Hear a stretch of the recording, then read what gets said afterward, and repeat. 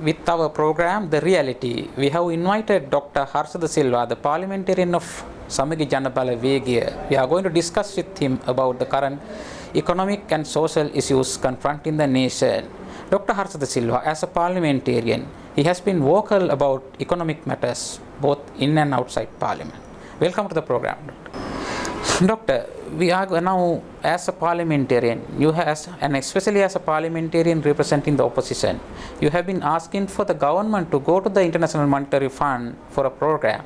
Now that the government has gone before the IMF and they are going to strike a program with them, how hopeful are you of the economic recovery afterwards?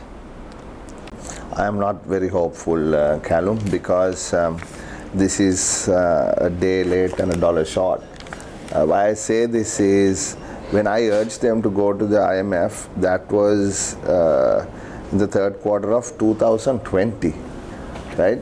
This is the second quarter of 2022, and during that time, the economy deteriorated, the problem became very much more complicated, and the most significant change that happened was our debt from being sustainable became unsustainable. So that Rubicon we crossed, and we now belong to a bunch of countries where there is very little confidence in among the international investment and private credit market community.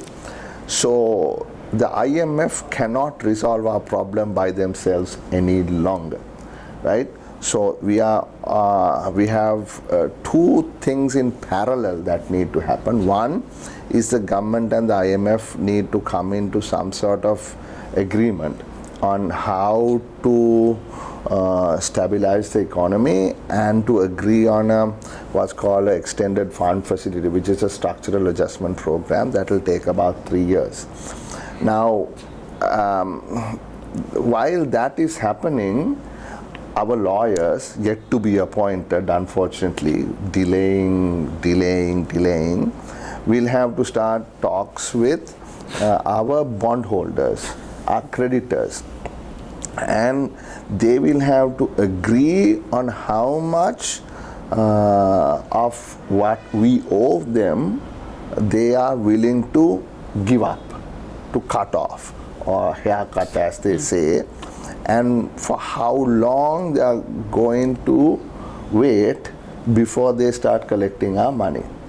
Now, these two things have to go in parallel, and the IMF can only provide us any financial assistance if and only if we agree to a debt restructuring program with the bondholders or our creditors. Now, they won't do it unless there is agreement between the government and the IMF on a fiscal discipline program that will increase revenues, rationalize expenditures, have market clearing prices for various commodities and so on. So it's a chicken and egg situation, but we are unfortunately in it, right? So given the political situation in the country, without having a stable government, a conclusion of what has now begun with Mr. Sabri in DC cannot happen. I cannot see a conclusion happening unless and until a stable government that has legitimacy among the investor community is established. So that is why I say just because they have gone to the IMF does not mean anything at all anymore. Yeah. But actually at the end, at least at this juncture, the government went to the IMF. What do you think about it? If they didn't go to the IMF, they would be skinned alive. I mean, people are so angry. You see, they completely destroyed the lives of 22 million people, Callum. Yes. I mean, this is irresponsible. This is criminally negligent. They will have to be held responsible. All these people who created misery Yeah. for millions of people, Yeah. right? Because either A, they didn't understand what they were doing, or B, which is even more criminally irresponsible, is they understood what they were doing, but they didn't care because they were only being, sort of politically aligned, meaning the politicians and the officials, and they wanted to win the local government election which they were planning to have, and so on, and didn't care what was happening, and they ruined this country, right? So now going to the IMF is no excuse. If they didn't go, like I said, they would have been lynched. Yes, but at least don't you think that there will be some sort of dividends coming from this program possible? I mean, what dividends? And dividends to who? Right? I mean, I am no longer willing to give any credit to these people because they ruined us all. Right? And you see, the dividend, what is the dividend?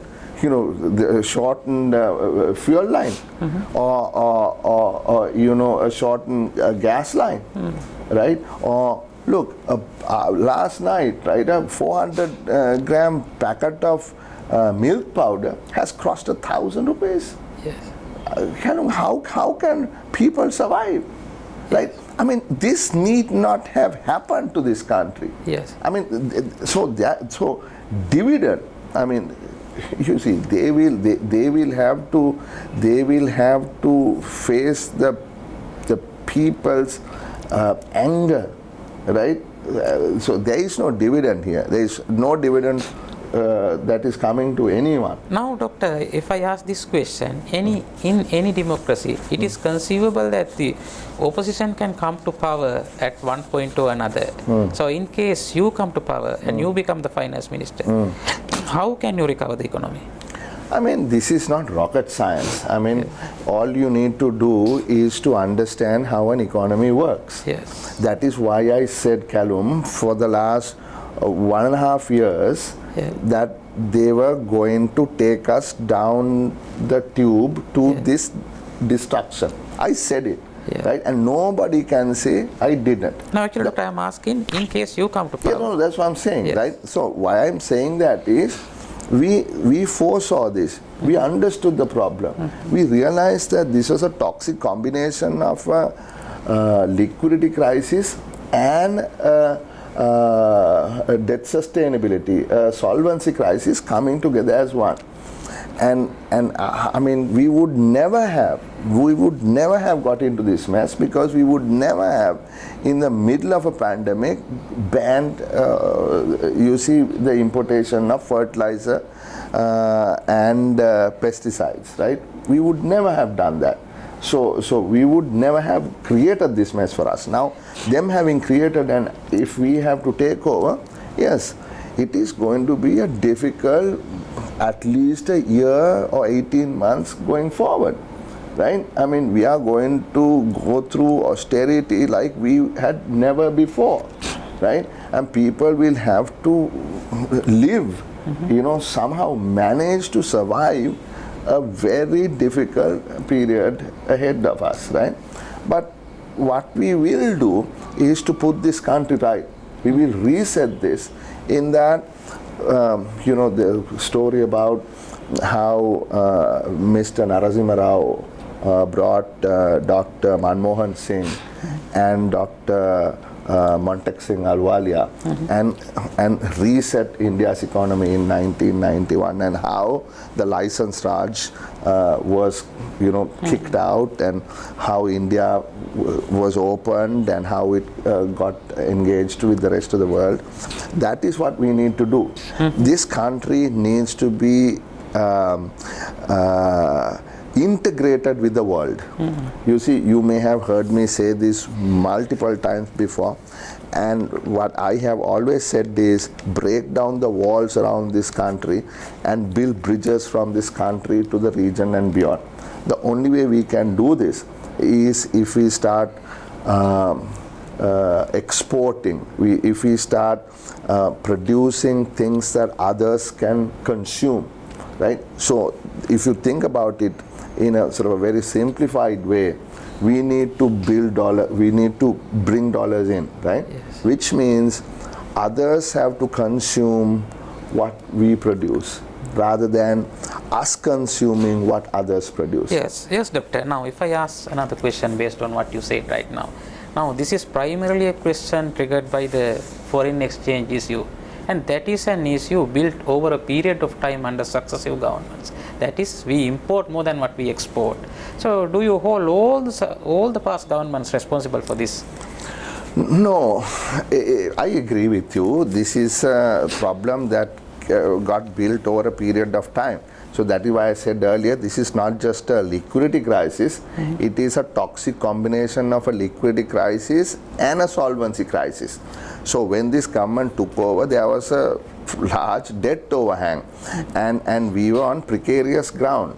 The IMF Article 4 report dated 1 November 2019 said, yes, Sri Lanka's debt is sustainable, but you have to make sure that the path that was taken by Mr. Mangala Samaravira by introducing the 2017 Inland Revenue Act will have to be maintained, because the program of recovery was based on a revenue enhancing model, right? So when they when they ditched that program, tore up the IMF agreement, threw it into the garbage basket, what they did was they went against all good advice and just created the problem or made the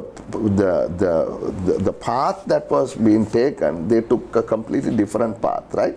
So therefore,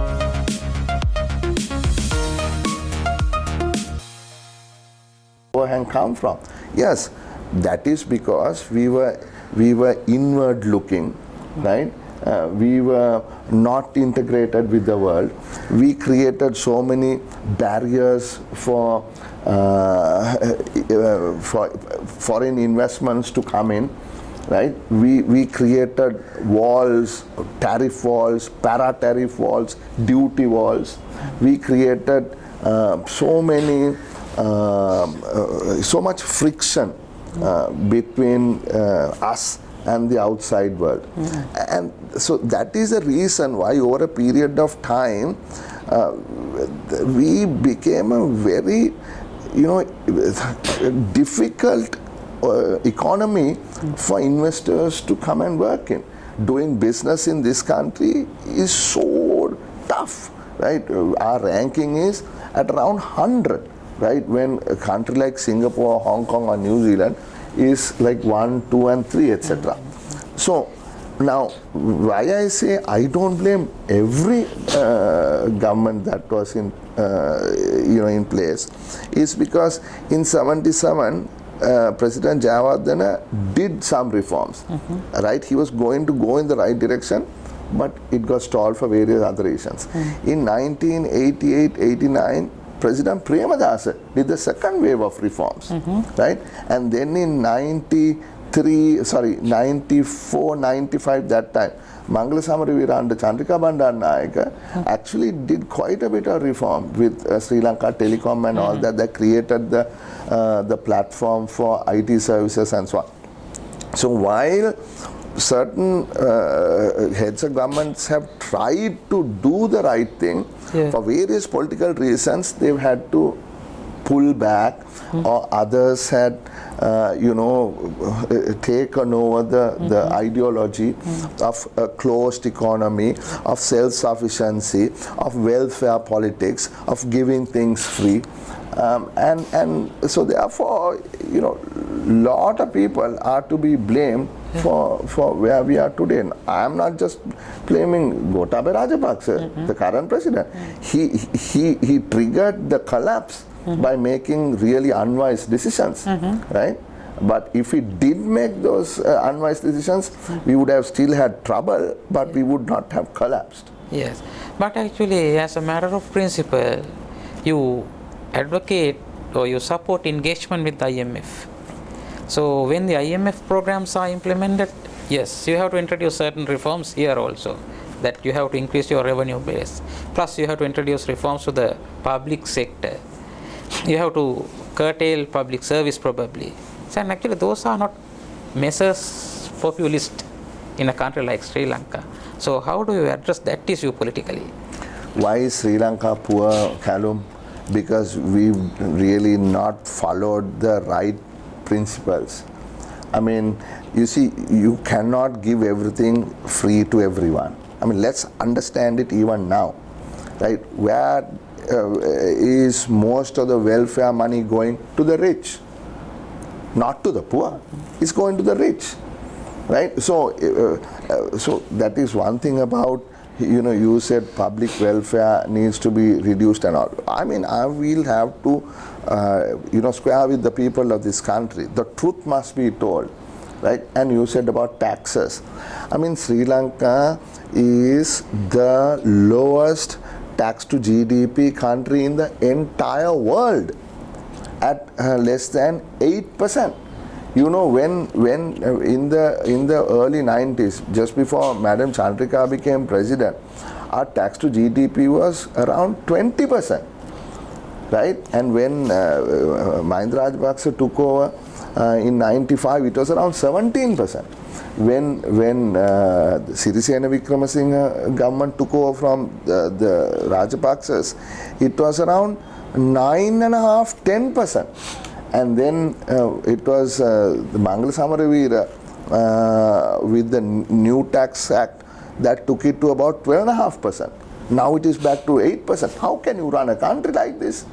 And okay, on the one hand, you can have a low tax to GDP if every service is market priced, right? And everybody pays what it costs to produce. Or else, if you want to give things free to everyone, then everyone has to pay taxes. So you can't have a Singapore-style tax regime and a Sweden-type welfare state. It is contradictory. It's an oxymoron. So what Sri Lanka is trying to do is to say, we don't want to tax people. We'll tax them very little, but at the same time, we will give X, Y, Z, everything free. So it just cannot gel. It doesn't work like that. Right? I mean, people will have to understand the reality by doing welfare politics over and over, right? Yeah. Whether it is it's all about rice or related to rice, paddy or fertilizer, right? I mean, Dudley had to go home because he increased the price of a halserua, right? And the hartal of the halserua. Right, and then Sirimao said, "Handeng hal genala denna," right? And Chandrika said, "Tunai panahata pangediya denna," right? And you see, how much is a loaf of bread today? So, are you trying? How much is a kilogram of rice today? Are you trying to say that these populist measures will no longer work in a country like Sri Lanka? How can it work, Callum? How can it work? So one or two things will have to happen. One is either people will have to say, look, we are willing to pay 60% of our income in taxes, right? Then we can give everything free. Or else people will have to say, look, if we are going to pay a certain tax, then the subsidies must be targeted. Don't get me wrong. I am not saying cut the subsidies altogether. I am for subsidies. Right? But subsidy must be given to the receiver. That's what I'm saying. Not to the supplier, not to the producer. Right? The subsidy must be given to the consumer. And the consumer who receives the subsidy must be selected based on some transparent criteria, means tested. Right? If you belong to the bottom decile or 2 or 3, then you are eligible to receive the subsidy. But if you are in the top 10% households of this country, why should you receive the subsidy? Is that fair? Right? Yes. So equity, equal opportunity is something that I believe in, and if we create that over a period of time, then we will all be better off. Not only the rich, the poor will also become rich. Yeah. Now, you said that the president only triggered the collapse of the economy by taking some unwise decision. Are you holding only the president responsible for this crisis? Well, it is the president who overnight decided to ban the import of fertilizer. I recall how so many secretaries to ministries were sacked, agriculture secretaries. I remember, classic case was about Professor Buddhi Marabe. I remember that very well, how he said, no, you can't do this, sack him. Right? Then the professor who came from Peradeniya, who came to the ministry as secretary, sack him. Right? Who has a power to sack people like that? Right? The president took that decision. Yes. Right? Now, on the IMF decision, it was not the president. It was Nivad Cabral, it was P.B. Jasundara, it was W.D. Lakshman, it was Basil Rajapaksa. All these people are responsible. Right? Article who was at the treasury. They are the ones who blocked the IMF. Didn't Minister Sabri say? Yes. Didn't he say it? No, I am not saying it. He did not say it, right? So who blocked it? And then the president should have then sought better advice, right? So I am not only holding the president responsible. President is responsible because he is the executive president of this country. He did away with all the checks and balances. He took power to his hand. Now after having taken power to his hand, he has no right to say, well, I am not responsible. He is responsible. Right? With the 20th Amendment, he took away all the power. I'll give you one example. Checks and balances, oversight committees. No oversight committee was ever appointed in this parliament. So they run it by themselves. In the standing orders, the chairman of the Public Finance Committee, which is the most powerful committee in terms of public finance, in taxes, subsidies, levies, central bank, all of that, right? Every finance bill must go through the Public Finance Committee. And the check and balance there is the chairman of the Public Finance Committee must be a member of the opposition. Must be, right? And it was my name that was proposed. But what happened? They suspended the standing orders and appointed a minister. So there was no way in which even the constitutional right that we have could be exercised in parliament, because the all-powerful executive yanked the power away from parliament to the executive. Right? Now, actually, do you have faith in the new central bank governor, Dr. Nandalal Veerasinghe? I said, look, we welcome him, and I stand by it, because we don't need to play politics with everything and all the time. Yes. Right? He needs to try and stabilize this economy. I've known him for a long period of time. He is very well qualified to do this job. He was in the central bank for a long period of time. I don't care about his past politics. What I care about is whether he is willing to do the right thing by the people of this country. So I hope he is able to do that. But at the same time, I also want to say he has no right to whitewash certain people who were part of the decision-making process.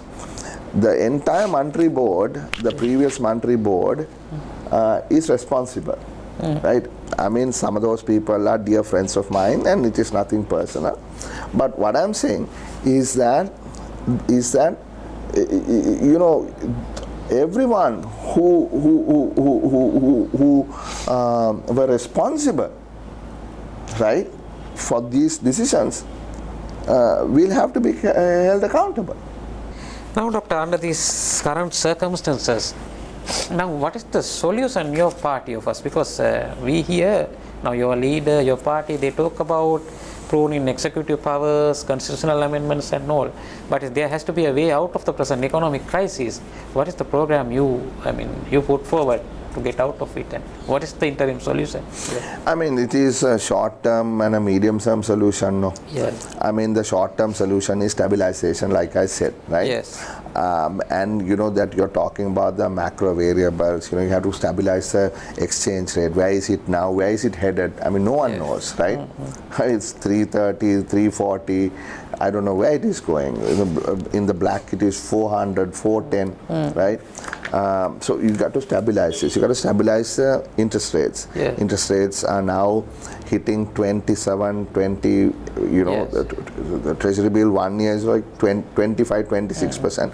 It probably hit 28, 29. I don't know, the 30%. You know, where is it? How are we going to stabilize it? Because you need to make sure that the entire SME and the businesses don't collapse, right? Yes. Then you got to look at inflation, right? Then the national inflation figures came out yesterday, over 20%, 21% or something like that. Food inflation is some 30-odd%, right? So how do you stabilize the macro variables? How do you get growth back, right? And growth is going to suffer. So how are you going to you know, do what needs to be done right away to sort of get the economy within some control. Right? Then the structural adjustment has to go in. You got to look at fiscal responsibility. You got to look at how you're going to increase revenues. I mean, these are basic things that need to be done. How do you rationalize expenditure? What are you going to do with the subsidies? Right? Then you have to look at, for instance, all the tax breaks that have been given to people. Right? Some people don't pay any taxes. You know, so many loopholes in the law. Right? And then, for instance, like the Strategic Development Project Act. Right? Now, how beneficial is that? Right? Or else should there be a 50%, 15% tax bracket across the board? Right? Then what about the restrictions in the economy? Right? All the various rules and laws that inhibit the growth, right? For instance, like I said, the trade policy. You know, you got to start looking at why is it not possible for us to attract investment into this country.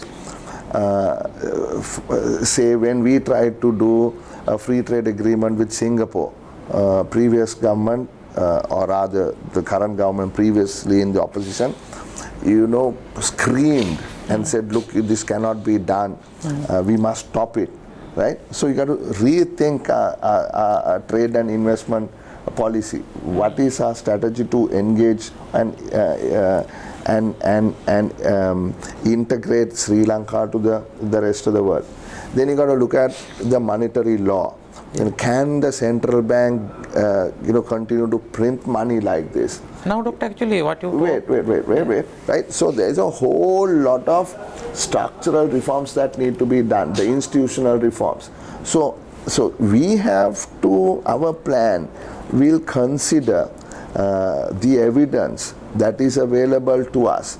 We will discuss it with not just our political party folk, but business people, academics, and have a consensus as to what needs to be done, because we in our minds have a plan, we have a blueprint, and that blueprint will be discussed, and upon consensus we will implement it. Actually, Doctor, what you talked about right now, those are measures to be taken in the long run, because for those measures to yield, it takes a long time. But if you talk about the situation in the country today, we face a lot of problems. People, they don't have gas, they don't have fuel, the prices of essential items are going through the roof. So we need immediate solutions to these burning issues also. So what is the plan you have in mind actually to get out of the current crisis and to give some sort of release to the ordinary people? Yeah, see, what you need is some sort of political stability, right? Without political stability, nothing can happen, Yes. right? Now, we can't get even the rapid financing instrument loan from the IMF, which is $700 to $800 million. That was a bridging finance they were hoping to get to deal with the gas issue, deal with the milk powder issue, deal with the fuel issue. But they can't get it. Why can't they get it? They can't get it because they haven't been able to find a way to get out of the unsustainable debt issue. So there is no magic bullet, Kalu. There is no way in which you can say, oh, tomorrow we come, everything is going to be resolved. No, right? We are begging India, to help us from the time from the time we are going to run out of money, that is, say May, June, when the Indian credit lines finish, and they've extended it by another maybe 6 weeks or so, let's say July, and from there it stopped, right? There's no more money to bring fuel. There's no more money to bring medicine. There's no more money to do anything. From that point until we get the IMF money coming in and our credit ratings going back up, us getting back into the private credit markets and all of that. So who is going to backstop us, right? Where is this money going to come from?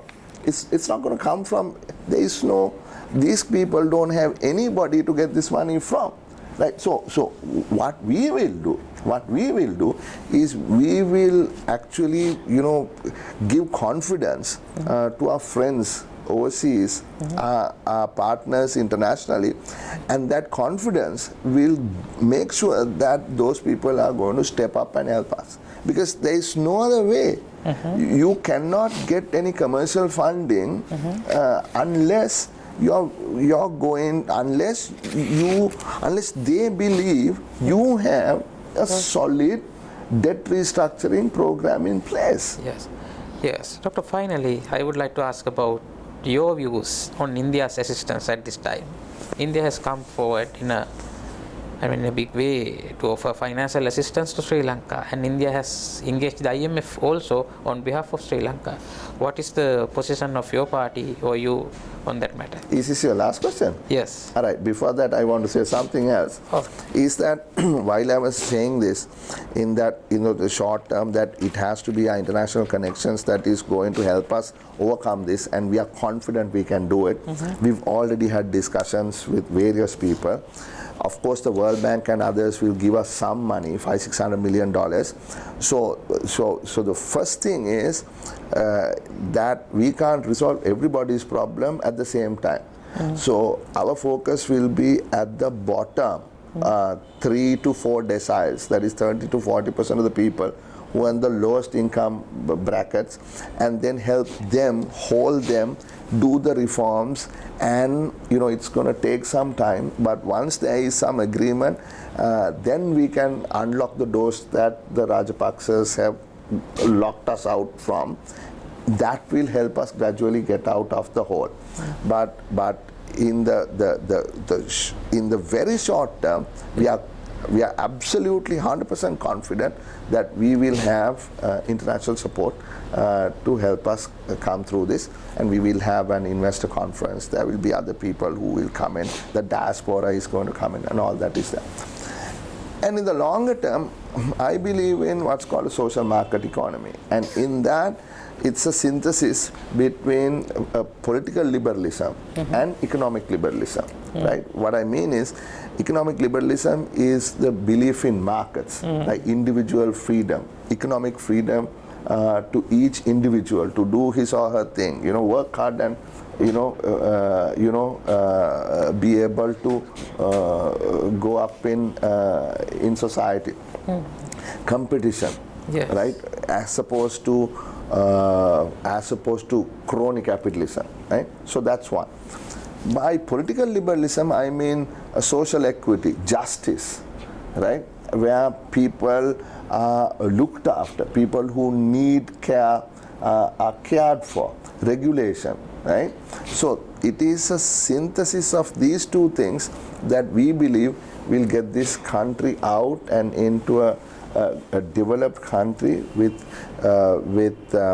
inclusive growth over the years, as certainly at the center of the Indian Ocean, right?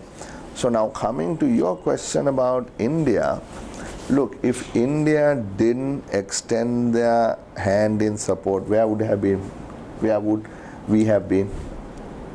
Finished, no? Finished.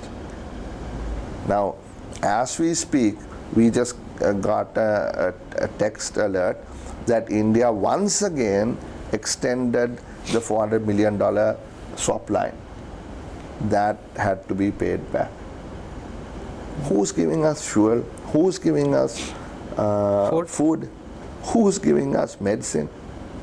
India, right? So I think we owe some gratitude to these people. When I met Dr. Jayashankar during that 24 hours, I met him twice, and I don't mind saying this because he said it also in not so many words. They were astonished. They never expected the problem to be so bad, so complex, so grave, right? Of course, there are the geopolitics that are at play. China versus India.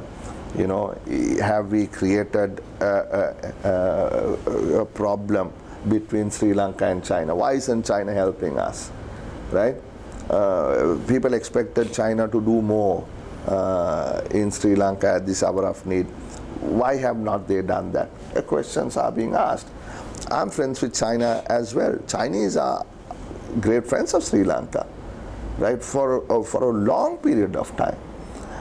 You see, we have to, it is our interest at the end of the day that we need to look after. But you have to ensure that you don't make enemies, right? We don't, is it India, is it China, right? I mean, we should be friends of all, enemies of none, right? But look, what happened with the fertilizer thing, right? I mean, the Chinese actually blacklisted People's Bank, no? What happened with the Central Expressway matter? Yes. Right? So, then look at the Japanese, right? Where are the Japanese? Why are they not helping us? Would you not have expected Japan to step in a little bit more? Why are they not doing that? What did they do to them? They dismissed the Japanese like that. Didn't give a tuppence. Just kicked them out. They said, get out of the LRT project. Get out of the East Container Terminal project. Get out. I mean, do you do that? These are friends of ours. What about Europe? What about, I mean, let us not, I mean, they have created such a mess that they have no friends, they have no commercial allies, they have nowhere to go, right? They have brought us to a grinding halt, right? So we need to reset it, and we are confident that we can get us out of this gridlock. Thank you very much, Doctor, for joining Daily Mirror today to discuss the current situation.